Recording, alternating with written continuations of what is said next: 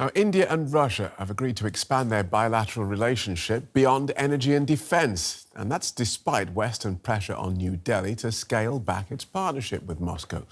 During his visit to New Delhi, Russian President Vladimir Putin said his country was ready to continue providing India with uninterrupted shipments of fuel. Indian Prime Minister Narendra Modi announced the two sides have finalised an economic cooperation programme until 2030. From the moment Russia's Vladimir Putin touched down in India, the welcome could not have been warmer. With Prime Minister Narendra Modi using every opportunity to show the world just how close their bond is. In addition to numerous handshakes and photo opportunities, the leaders met for more substantive talks, with Modi even rolling out his Russian language skills to open their joint press conference. Before announcing plans to bring their economies closer. Taking economic cooperation to new heights is our shared priority. To achieve this, today we agreed on an economic cooperation program up to 2030. The talks revealed several plans to expand ties, including boosting bilateral trade to $100 billion by 2030, free electronic visas for Russian tourists visiting India, and ensured Russian supply of oil for India's growing economy. That's likely to cause frustration in the US. President Donald Trump has been pressuring India to stop importing Russian fuel, as he says it funds the war in Ukraine. Trump has ramped up punishing tariffs on India to 50%. Neither Putin nor Modi seem deterred. Russia and India pursue independent and autonomous foreign policies.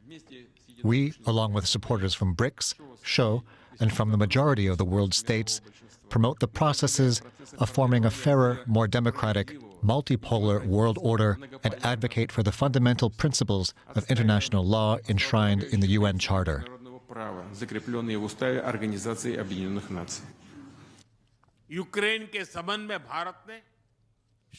India has always advocated for peace in relation to Ukraine. We welcome all efforts being made towards a peaceful and lasting resolution to this issue.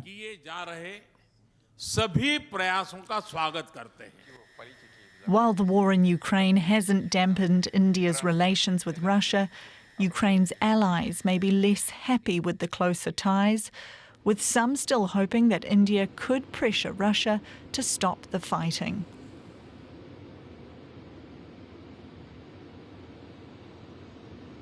Let's have a look at these warm relations with Deepa Olapalli, who's a research professor of international affairs at the Elliott School of International Affairs at George Washington University. She specialises in Indian foreign policy. Welcome to DW.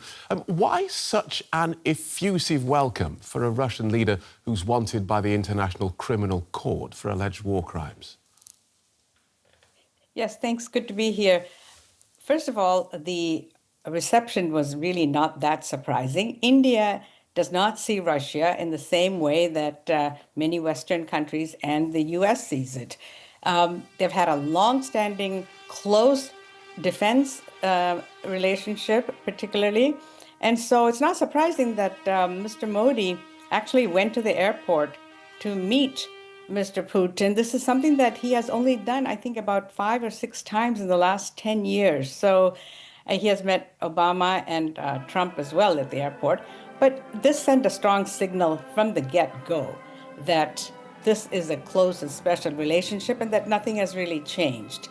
In a way, it was, I think, the two have pulled off a pretty impressive performance given the difficult circumstances that the meeting was taking place in.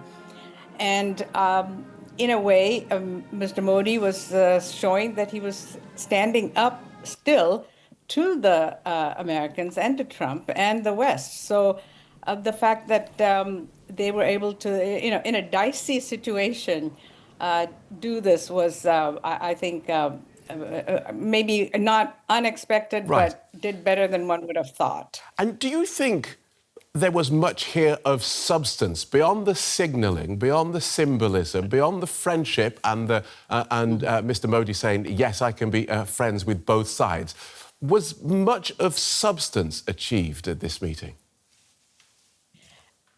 One of the things that there's a gap in India-Russian relations is the economics. That has been the weak link. They've had a strong defense partnership for decades. So what I saw was them filling that gap. The 2030 economic agreement to reach 100 billion in trade is substantial, is going to be difficult, but the fact that they've put that out there suggests that they and both of them are trying to fill that gap, but also diversify their economic partnerships. In the face of economic tariffs by the US, this was one of the ways that India was trying to diversify partners in the economic realm. Right. I mean, trying to get to 100 billion is going to be tough unless that oil keeps flowing, because almost 68 billion or so of the trade currently, there's a large percentage is the oil and the energy imports that have started since 2022. Yeah.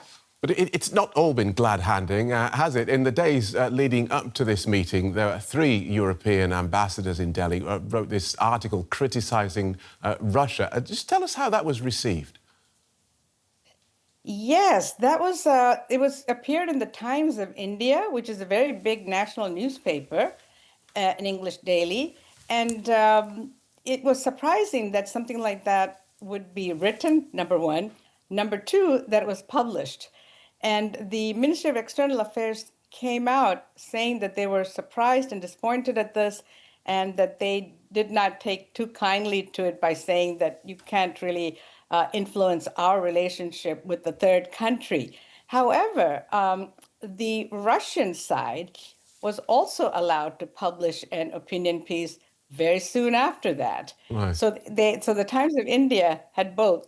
But I think it blew over pretty quickly, and I think in the political sphere, there's this tit for tat kind of thing going on, but underneath that, with the Europeans, India is about to, they're having a very large economic trade deal that they're in discussions with, and next week or the week after, a 40-something strong delegation from the EU is coming to Delhi to try to hammer this out, and there's every sign that they might actually get this done. That would be a very large step forward for them. So leaving the politics, clearly the politics looks bad if you look at it in terms of India and EU and the West, but I think we have to look beyond that. Okay. Because.